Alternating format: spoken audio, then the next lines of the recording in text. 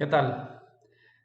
Como parte de los trabajos de la Facultad de Derecho de la Universidad de Lálica, Campus Las Varas, vamos a hacer una disertación acerca de las empresas paraestatales en México. ¿Qué tan conveniente eran o fueron y cuál fue el papel que éstas jugaron a lo largo de los años para el Estado mexicano?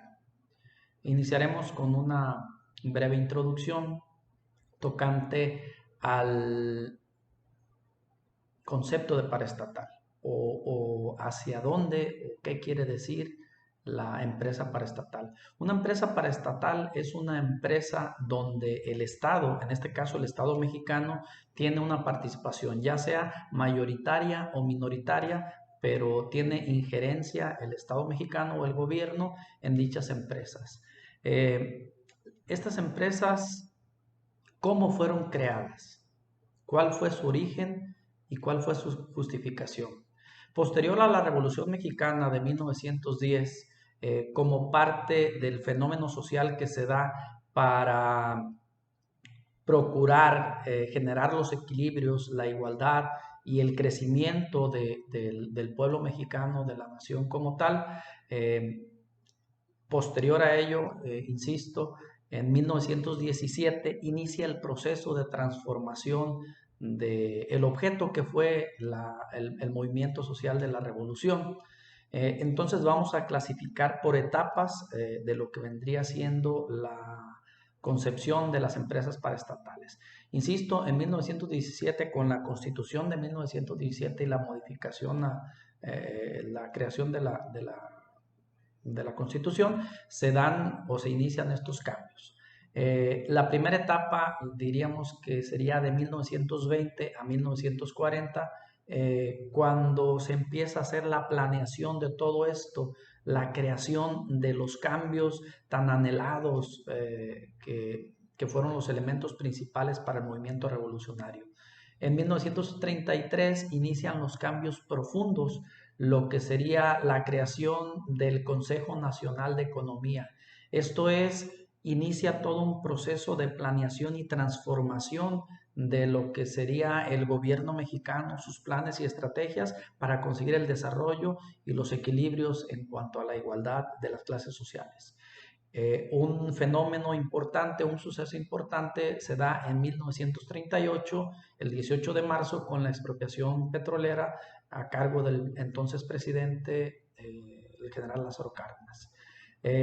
La segunda etapa de las empresas paraestatales, esto fue en esta primera etapa a la que me refiero del 1920 al 40, fue una etapa de planeación, un proceso de organización. La segunda etapa de 1941 a 1954, eh, cuando ocurre los resultados de la Segunda Guerra Mundial, que se da una serie de estabilidad en todas las naciones, se abre una oportunidad para todos los países, sin excluir a México. Uno de los principales rubros, y dado que estaban en pleno proceso de crecimiento, fue el desarrollo industrial. En esta etapa se crean diferentes paraestatales sin perder de vista o sin dejar de lado los objetivos posteriores a la Revolución Mexicana. En este caso se crea el Instituto Mexicano del Seguro Social, Altos Hornos de México, Diesel Nacional, que fue todo un fenómeno, inclusive la fabricación de vehículos por parte de México o en México, mejor dicho, y con participación del Estado mexicano en las empresas de creación. Otra en paraestatal que se crea en este entonces es el Nacional Monte de Piedad. Eh, Estas fueron las paraestatales destacadas que en un momento dado surgieron en esta segunda etapa. La tercera etapa de 1955 a 1969, el lo que más llama la atención fue el tema de los energéticos o la petroquímica básica. En esta etapa se crean paraestatales como lo fueron el Instituto Mexicano del Petróleo, aeropuertos y servicios auxiliares, la Financiera Nacional Azucarera. El gobierno invirtió también en transporte colectivo, la siderúrgica Lázaro Cárdenas, Las Truchas, etcétera, entre muchas otras que se crearon. La siguiente etapa, que sería la cuarta etapa y la última, de 1970 a 1982, empiezan a tener todo este cúmulo de empresas paraestatales problemas productivos. Influyen también una serie de factores que empiezan a prender las alarmas, por así decirlo, a encender las alarmas de que no se estaba yendo por el camino correcto. Otro factor importante fue la inflación, pero no dejó de haber una planeación de proteccionismo, una planeación paternalista, donde había muchos apoyos al campo, donde siguen haciendo énfasis en los objetivos principales de la revolución, como lo fue la igualdad de clases. Empieza a haber muchos apoyos al campo.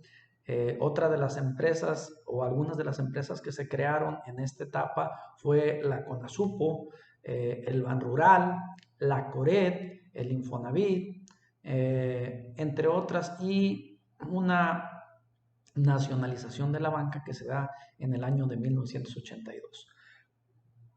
Todo esto guiados o emanados de lo que era un plan nacional de desarrollo. En estas 4 etapas de las que estamos hablando, todo se derivaba del plan nacional de desarrollo. Recordemos que en estas épocas los presidentes de la República eran señores absolutos, no conceptos como la democracia, conceptos como la libertad que tenía el pueblo, como lo existe en la actualidad, no existían en ese entonces. Entonces, los gobiernos estatales o los estados pertenecientes a la federación no tenían tanta autonomía, todo dependía de un gobierno centralizado, de un gobierno controlador, de un gobierno paternalista, que manejaba, de acuerdo a los proyectos del Plan Nacional de Desarrollo, hacia dónde iban las políticas económicas y de desarrollo de la nación y por consecuencia de cada uno de los estados. Los planes se hacían acorde a las necesidades y conforme a la visión que tenía cada uno de los presidentes y considerando los factores que influían para el desempeño o llevar a cabo las diferentes estrategias para el crecimiento. Insisto, no dejemos de lado que era un gobierno proteccionista. ¿Por qué? Porque tenía un control total de la producción y del propio desarrollo. Posterior a ello, cuando se dan todos estos fenómenos en estas 4 etapas de las que estoy hablando, se crearon infinidad de empresas paraestatales. Al final de la creación de todas estas y en la última etapa, quiero puntualizar que ya se empezaban a encender los focos rojos o los focos amarillos de que no era el camino adecuado. Procederemos dentro de este análisis a lo que sería el desarrollo o la argumentación del por qué se empiezan a transformar las empresas paraestatales. Derivado de estas 4 etapas, se crearon un total de 1,155 empresas paraestatales en 63 diferentes ramas de actividad económica. Pero inicia la decadencia. Con el gobierno del presidente Carlos Salinas de Gortari, inicia el proceso de desincorporación de muchas de las empresas paraestatales. ¿Cuáles fueron los argumentos que se manejaron en aquel entonces para dicha desincorporación? Primero, fortalecer las finanzas públicas. Segundo, los recursos canalizarlos de una manera adecuada, eliminar los gastos innecesarios y los subsidios y promover la productividad económica, mejorar la eficiencia productiva e involucrar a la iniciativa privada. Fíjense, desde aquel entonces se manejaban algunos de los argumentos y nos pudieran resultar familiares muchos de los conceptos que acabo de mencionar en este momento. La iniciativa privada que todos conocemos en la actualidad obviamente es más eficiente que el organismo de gobierno o las instituciones públicas. En este sentido, esos fueron los argumentos, el tratar de sanear las finanzas, y muchas de las cosas o de los argumentos o de los sucesos que se dieron al interior de las paraestatales se crearon de una manera descontrolada, desmedida, sin un plan estratégico cronológico.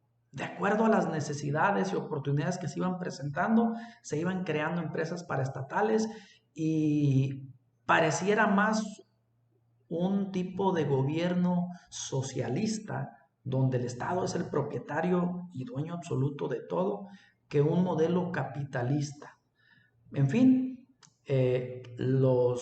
las paraestatales se empezaron a duplicar, la eficiencia mermaba, los puestos al interior de las empresas paraestatales también se empezaron a duplicar, empezaron a dejar de ser productivas, dejaron de obtener rendimientos, dejaron de ser negocio en pocas palabras. En fin, Carlos Salinas de Gortari inicia el proceso de desincorporación de las paraestatales.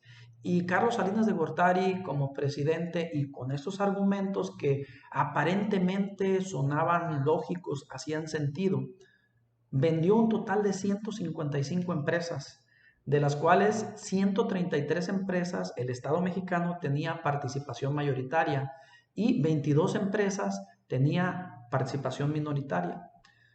De estas 1.155 empresas que había creadas hasta ese entonces, 174 se liquidaron porque no era conveniente tenerlas, las terminaron, por así decirlo. 120 se extinguieron por la duplicidad de rubros, por la ineficiencia, inoperancia. 72 empresas se fusionaron, algunas empresas estaban pequeñas, las fusionaban con el afán de hacerlas rentables. 25 se transfirieron. Aquí entró el tema de los sindicatos y las sociedades cooperativas, que en este caso a los mismos trabajadores les ofertaron el poder ser dueños de las empresas paraestatales y tomarse como iniciativa privada, por así decirlo, pero eran sociedades cooperativas. Y 47 cambiaron su estatuto legal. Se tenían para entonces 593 empresas paraestatales en proceso de desincorporación. Las empresas más sonadas o las empresas que mayor eco hicieron, una de ellas fue Telmex, Mexicana de Aviación, Banca Serfín, Banrural, Dina, Somex, Cobermex, Aeroméxico, Minsa, Altos Hornos de México, etcétera. Infinidad de empresas. Fíjense lo curioso, Telmex como tal, el principal accionista o inversionista, el que se quedó al final con esta paraestatal fue el empresario Carlos Slim. Llegó a ser el hombre más rico del mundo porque la empresa era tan, pero tan rentable, o fue una área de oportunidad tan importante que lo convirtió en el hombre más rico del mundo. Sin embargo, parte de los argumentos que se manejaron era la rentabilidad que no se tenía. El proceso de Telmex siempre fue una empresa en crecimiento. Estaban incorporadas algunas otras empresas en torno a Telmex, pero se creó una comisión para la desincorporación y las ventas y todo un proceso ahí que disfrazaron cómo iba a ser el asunto, pero se crearon estas empresas con el afán de que fueran productivas. Telmex era productiva, tenía un crecimiento hasta el penúltimo año de un 42%. Curiosamente, la comisión que se encarga de ver la factibilidad para la desincorporación anuncia el último año que había tenido un 21% de crecimiento y una rentabilidad de un 11%. Sin embargo, sí transformaron a Telmex y lo hicieron mucho más rentable de lo que era. Prueba de ello es que Carlos Slim se convirtió en uno de los hombres o el hombre más rico del mundo en su momento. Es decir, inyectándole un poco de dinero del mismo Estado mexicano pudiera ser mucho más rentable de lo que era en ese entonces. El informe de la Secretaría de Hacienda y Crédito Público de 1982 a noviembre de 1994 decía que se habían desincorporado un total de 1,011 empresas paraestatales, de las 1,155 que se habían creado. 38 estaban en proceso de desincorporación y 216 empresas paraestatales estaban vigentes todavía hasta ese entonces. Total son 1,265 empresas, cuando las cifras oficiales indican en todos los reportes que eran únicamente 1,155. Esto quiere decir que se crearon en este lapso 110 nuevas empresas paraestatales, pero no existe información al respecto. Aquí es bien importante que muchas de estas empresas se crearon a través de fideicomisos. Había fideicomisos fantasmas, no existían, no tenían, existían en papel únicamente, no tenían una estructura orgánica y se prestaba para el manejo de recursos. El informe de la Secretaría de Hacienda y Crédito Público de diciembre de 1993 era de que se habían obtenido 69,360,9 millones de las ventas de nuevos pesos en aquel entonces, 75,281,5 millones de pesos en otro informe más, y el desglose de las ventas era de la siguiente manera: Telmex se vendió en 1,819,7 millones, Serfín en 720 millones de nuevos pesos y otras empresas en 178,3 millones de pesos. DINA o Diesel Nacional se vendió en 82,4 millones de dólares. Esto es, se había ofertado inicialmente, o los informes arrojaban que eran 86,3 millones de dólares lo que valía, pero al final se vendió en 82,4 millones de dólares. Los recursos que se obtuvieron por la producto de las desincorporaciones o las ventas de las paraestatales, amortizaban lo que sería la deuda pública. Aquí me llama la atención porque en este periodo del 86, más o menos, si mal no recuerdo, en cadena nacional, cuando detuvieron uno de los narcotraficantes más grandes de México, que fue Rafael Caro Quintero, en cadena nacional él argumenta que lo dejaran trabajar y que él pagaba la deuda externa, ¿no? Que eran unos de los principales motivos por el cual se estaban vendiendo las empresas paraestatales. Bien, en 1995 la deuda pública, por eso mencioné el tema de Rafael Caro Quintero, la deuda pública era de 720,319 millones de nuevos pesos, cuando en 1989 la deuda pública era 320,619 millones de pesos. Es decir, una diferencia casi de 400,000 millones de nuevos pesos. ¿A qué se debió este cambio tan trascendente, tan radical? A la devaluación que se da cuando sale Salinas de Gortari del poder y entra Ernesto Zedillo Ponce de León. El gobierno perdió, en pocas palabras, el dinero de las entre 155 y 160 empresas paraestatales que se vendieron. Aún así, no frenó el proceso de privatización, porque la siguiente etapa fue la privatización del campo. La reforma al artículo 27 constitucional, el Estado no poseía tierras, pero los ejidos, los comuneros, poseían un derecho concedido por el Estado mexicano. Un factor importante que se da, un fenómeno importante que se da también es el Tratado de Libre Comercio, que sirvió como un instrumento para atraer la inversión extranjera. Fue un golpe de timón, un cambio de dirección radical para decir, dejamos el paternalismo, dejamos de emplear recursos donde no se están generando y por eso se extinguieron.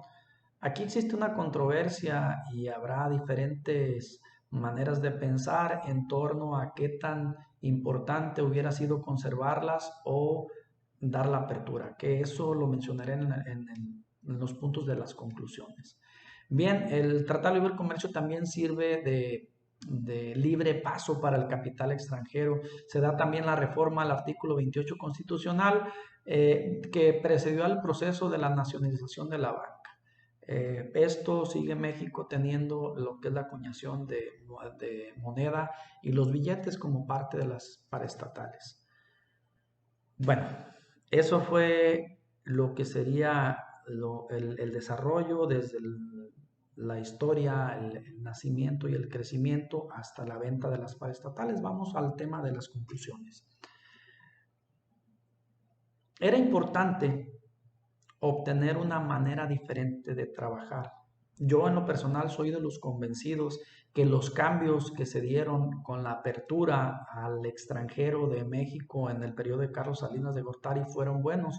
No fue del todo malo el haber vendido las empresas paraestatales. Algunas sí, algunas no. El tema principal fue la corrupción, la poca transparencia y los cambios que se orquestaron ahí y la confusión que se generó. La creación de muchos fideicomisos que eran fantasmas, que no existían, eh, el paternalismo del gobierno, porque si bien es cierto, éramos una amalgama de capitalismo y socialismo, ni éramos totalmente socialistas, ni éramos totalmente capitalistas. El gobierno a través de las paraestatales tenía un control absoluto de la producción en los 63 ramas de la vida económica del país, pero no eran rentables. Si no se hubiera dado la desincorporación de las paraestatales, hubiéramos quedado muy poco preparados o muy mal parados en el tema de la globalización. Las viejas prácticas de proteccionismo, de paternalismo, de papá gobierno, se extinguieron, sí, y no eran buenas. En mi particular punto de vista, no era del todo bueno todo eso.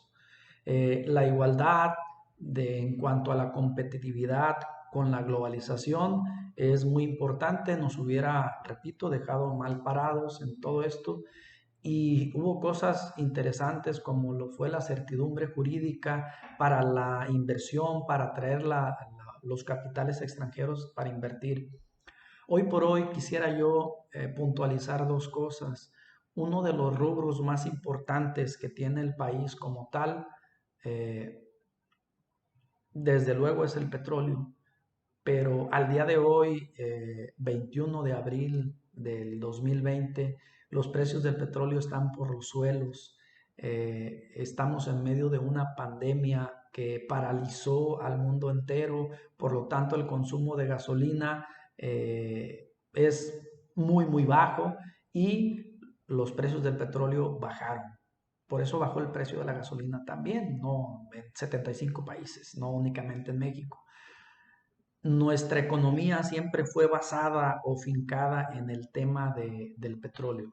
Hoy por hoy México ocupa el 9º lugar de turismo internacional. Es decir, es un rubro, un giro económico que atrae bastantes ingresos al país. Si hubiéramos seguido con ese sistema de paraestatales, si no se hubiesen modernizado las empresas, no se hubiesen actualizado, quién sabe cómo estaríamos. Estaríamos todavía en vías de desarrollo. No ha habido buenos manejos, sí, pero la certidumbre jurídica que se ha dado ha sido buena. Ha habido cosas muy malas, ha habido cosas muy buenas, pero el desarrollo del país es inobjetable. Las vías de comunicación y cosas que antes no se veían aquí en México se vinieron dando. Las políticas económicas que actualmente o las prácticas que tiene el presidente López Obrador van muy alineadas a esos modelos de proteccionismo, esos modelos de paternalismo. No dudo de sus buenas intenciones, es una persona muy honesta, pero sin embargo creo que no son las estrategias más adecuadas. Creo que las prácticas de proteccionismo deben de quedar de lado. Creo que se deben de generar condiciones, ya sea a través de paraestatales o a través de la iniciativa privada, para la generación de empleos. Eso es un aspecto muy importante, que en su origen las empresas paraestatales, ese era el objetivo: la productividad, el desarrollo económico, la certidumbre, la igualdad, la generación de empleos. Hoy quedan de lado muchas de estas cosas.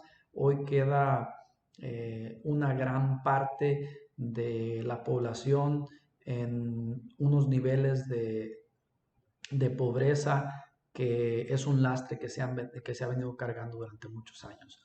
Creo que debe haber una amalgama, un equilibrio, y no se debe de perder la objetividad. ¿Cuál fue el motivo por el que inició todo este cambio trascendental? Ese es mi particular punto de vista. Espero haya sido de su interés. Gracias.